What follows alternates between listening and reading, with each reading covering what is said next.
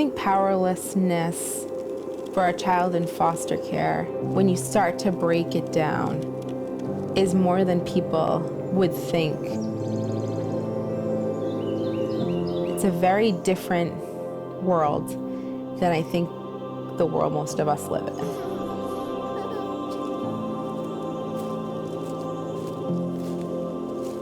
Their home is not their home wherever it is.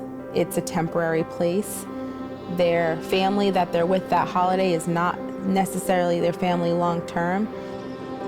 And even the best foster home you may live in may not be there tomorrow, because they may go through a time where they can't foster, or they may change their mind about fostering that child in particular.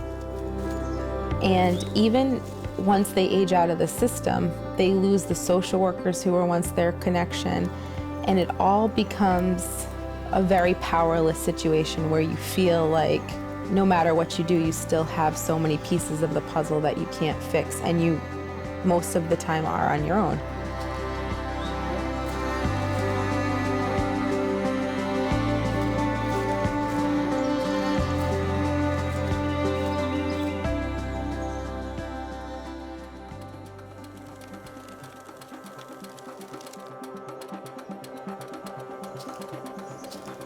John and I met, I want to say we were in junior high.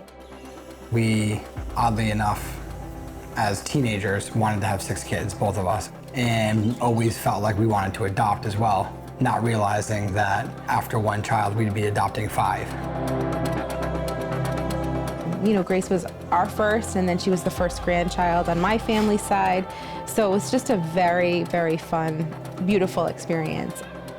Not long after that, at one of our first doctor's appointments, I just remember saying to the doctor, like, how long till we can try again for number 2? Like, another year went by, Grace is 1, and Grace is 2, and then it's like sort of questions like, well, how come we haven't gotten pregnant again? You know, we go and see specialists and talk to doctors, and the answer every single time was, there's no reason why you shouldn't be getting pregnant. John had kept saying over and over again, you know, we had talked about adoption, why don't we look into it?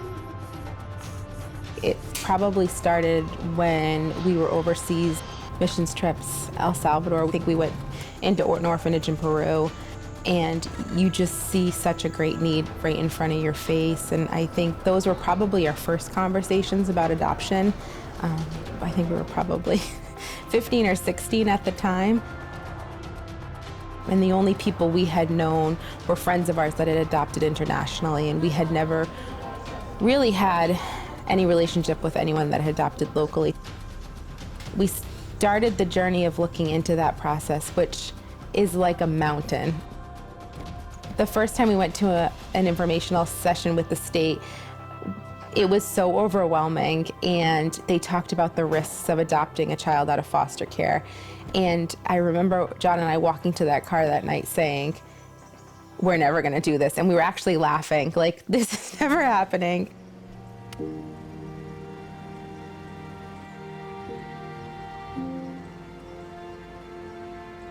Most kids that are in foster care don't want anybody to know that they're in foster care because you're looked at differently. I worked for the Department of Children and Families in Massachusetts for 14 and a half years. I was seeing 4 or 5 years ago huge upticks in kids coming into care because of the opiate crisis. Seeing kids who had had their parents overdose in front of them. There's actually an organization, Grandparents Raising Grandchildren, in Massachusetts, that offers teachings, training, support groups, and that's been around for a while. I wanted to villainize parents. Parents are the bad guys. They're the ones that are hurting the kids. They're neglecting the kids, and I want to protect the kids. When I began to see the hurt that led to different actions, I became a different type of social worker.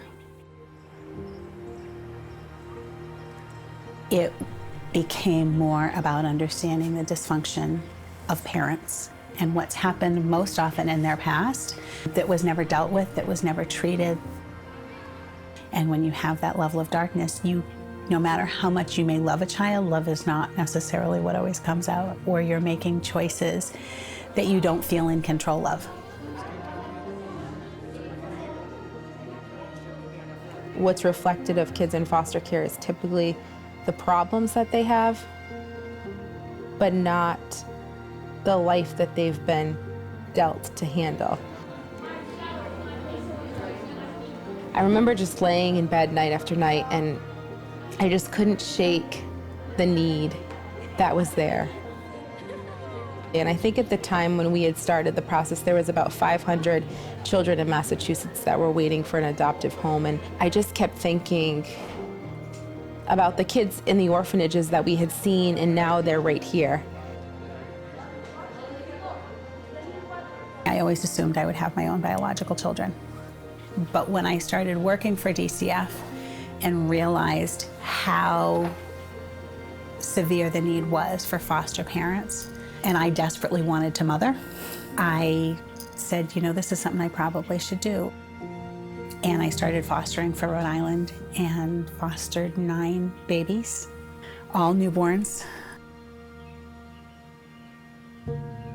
There is work that you can do with a child that sets them on a different stage that then their parents can come in and be able to work with it. And really in DCYF and DCF in both states, the primary goal is to reunite the child with the parent. And if that doesn't happen, the byproduct of that is a child being freed for adoption. And people hear that, but their hope is to be able to keep them. But would you ever look at your child and hope that they would be with somebody else? Never. The work and what you pour in, it pays off. And your heart gets broken.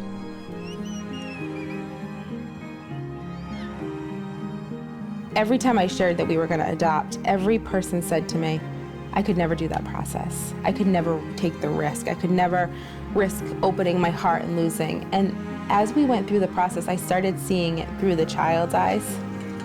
And I started thinking about how John and I are adults. We can rationalize loss. We can rationalize if a child's best situation was to go home with the biological parents and they had recovered, that may be the best option.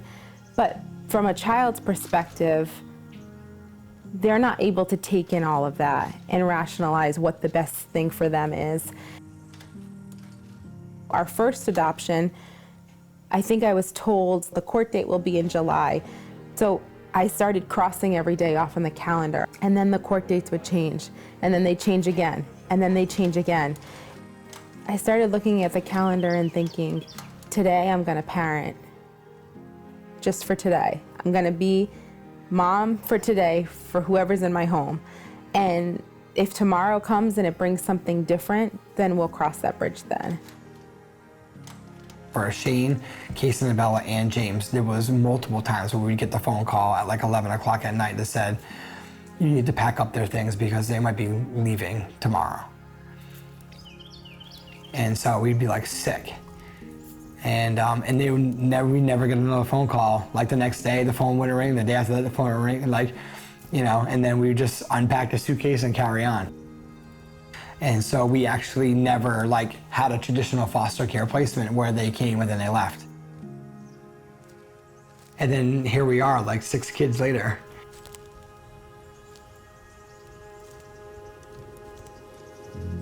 They've all had issues, whether it's drug addiction or whatever, or like learning disabilities and things like that.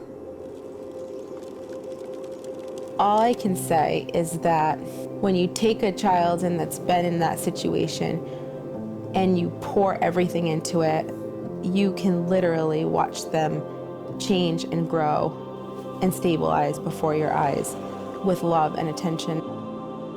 Will they probably need different things along the way? Yes. But I always felt like so could a biological child. A biological child could be sick, they could have needs, they could have special needs, they could be delayed. So I always thought of it as you know, this is the child that we were given and this is what we'll do to meet those needs.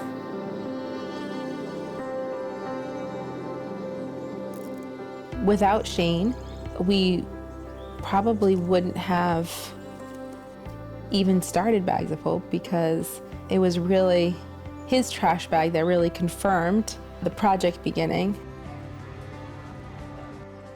I had never heard about trash bags before our foster care classes.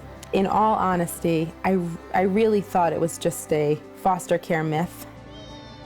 We were in our classes to be licensed, and we were in this whole section talking about PTSD, about a lot of these children. They respond to certain things in certain ways and you don't understand why.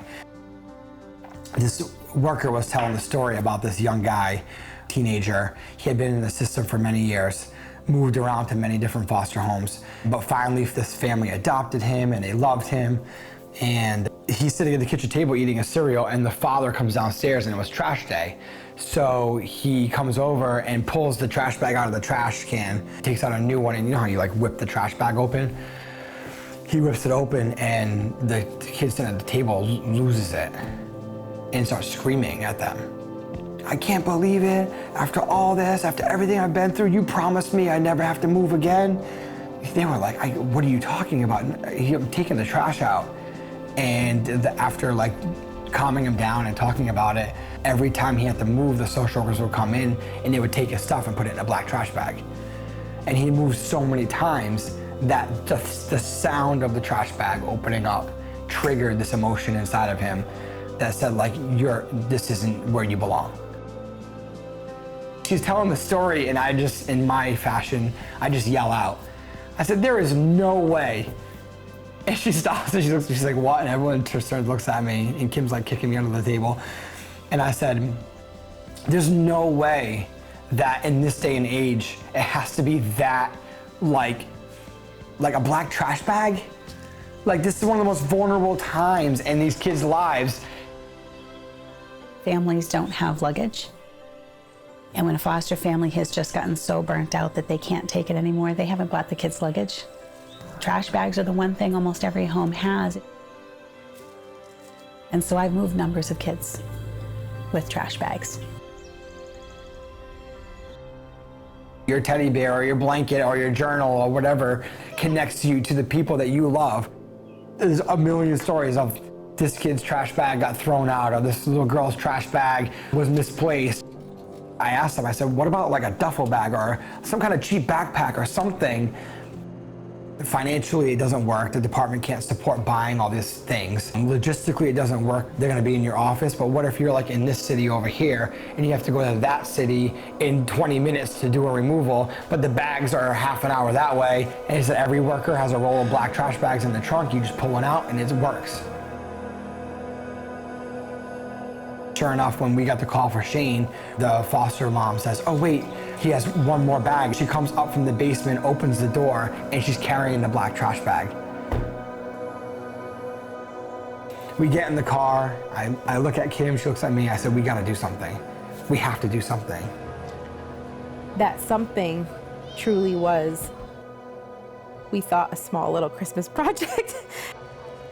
Maybe we'll do this for the families that we know. So we start tallying up the children that are in our church or maybe in families connected to our church.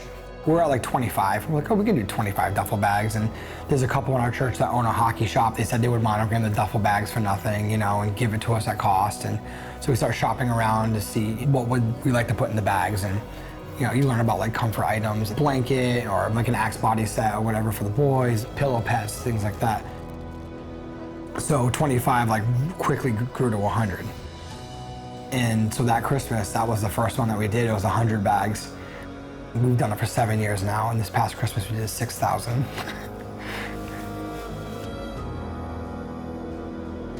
Even if I handed you the list of all the names of all the children that were in the state of Rhode Island or Massachusetts in foster care, it's still not the same as seeing a bag for every child with their name on it piled in one huge room.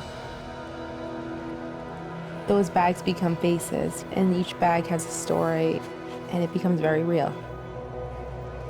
When someone gives $25 for the bag, they get an ornament back with one of the child's names on it, and it's actually a name of a child who's currently in foster care. And we ask them to pray for them throughout the holidays, but also throughout the year. And some of them we've seen get adopted into our own church. And like bags that we've done, and the child walks through the door, and it's like, you can't even explain the feeling of that. We've seen over 70 kids fostered, and I think right now it's around 15 children adopted into families that got licensed to adopt because of Bags of Hope. The state is coming to us and they're like, how do you do it? Like, how do you recruit so many families? And we're like, it's the church to take care of the widow and the orphan. You know, it's our job to do that.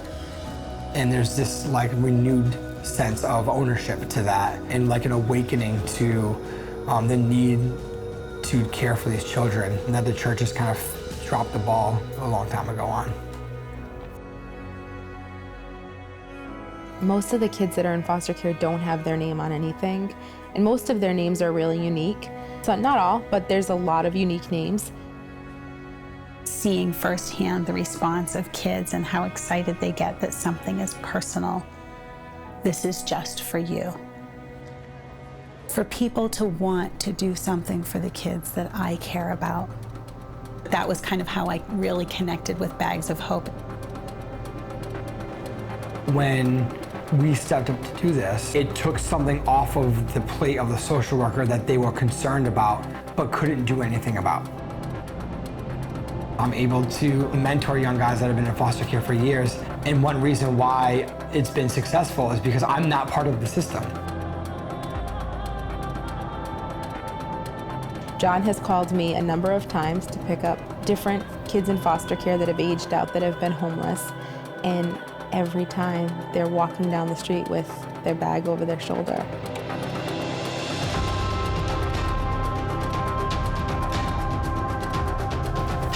Recently, one of the states had talked about maybe not utilizing Bags of Hope.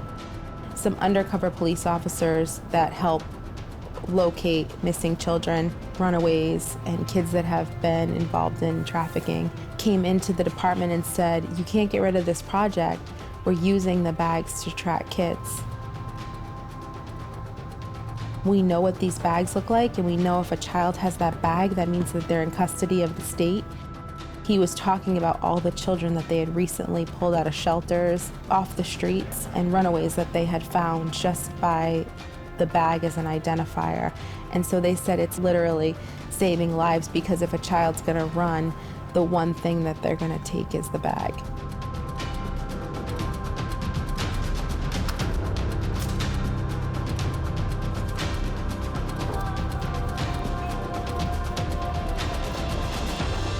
For us, it's not political. It's our job to love these kids. And that is what's breaking down all these denominational divides in churches and political divides throughout our area. That transcends all of that.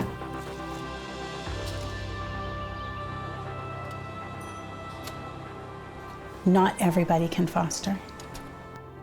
Not everybody should foster. But everybody can have a role.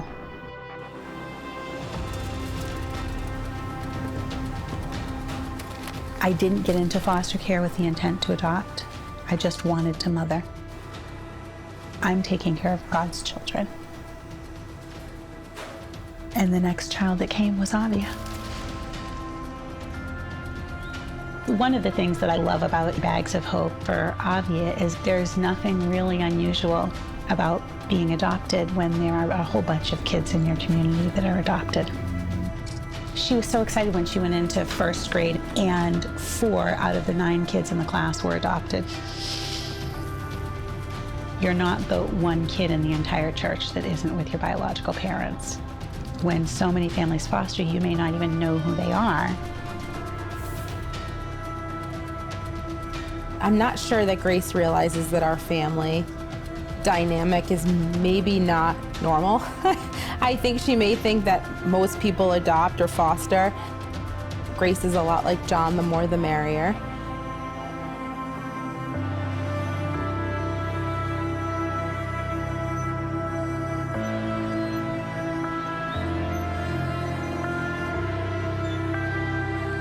Javier, it was a big part of us starting to foster again.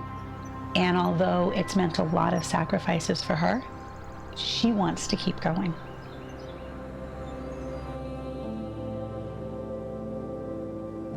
I began to understand that our fertility struggles had all been for reasons to be available,